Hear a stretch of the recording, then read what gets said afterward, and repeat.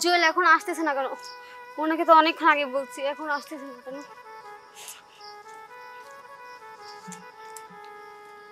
আরে তুমি আসছো? হ্যাঁ আসলাম। এই কাঁদো না কাঁদছো কেন? কাঁদো না প্লিজ। কি হয়েছে? দেখো, তোমাকে আগেই বলছি, এখনো বলতেছি, আমাদের গ্রামের চেয়ারম্যানের ছেলে, আরও একটা ছেলে আছে নাইম, আরও অনেকেই আছে যারা আমাকে প্রতিদিনই ডিস্টার্ব করে।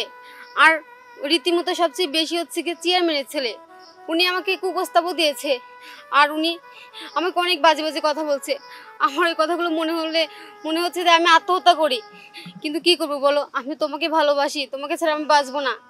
তোমাকে আমি অনেকবার বলেছি তুমি আমাকে বিয়ে করো, কিন্তু তুমি শুধু চাকরির বাহানায় দেখাইছো। কিন্তু এখন চাকরি পেয়েছো, এখন বিয়ে করতে তোমার সমস্যা কোথায়?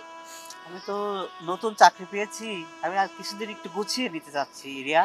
দেখো, আমি তোমার হাত জোর করে বলতেছি তুমি আমাকে বিয়ে করো। তুমি যদি আমাকে বিয়ে না করো তাহলে আমি এই গাছে আত্মহত্যা করতে বাধ্য হব, এই গাছে আমি গলে ফাঁস দিয়ে মরবো, তুমি যদি আমাকে বিয়ে না করো। আর ওই চেয়ারম্যানের ছেলে আমাকে 2 দিনের টাইম দিয়েছে, ওই 2 দিনের মধ্যে যদি আমি ওকে বিয়ে না করি তাহলে ও আমার সর্বনাশ করবে।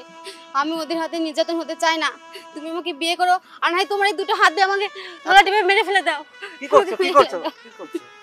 শান্ত হও প্লিজ, শান্ত হও রিয়া, শান্ত। আচ্ছা ঠিক আছে, আমি তোমাকে বিয়ে করব, তুমি এত করে যখন বলছো। সত্যি বলতেছো তুমি আমাকে বিয়ে করবে? হ্যাঁ হ্যাঁ সত্যি।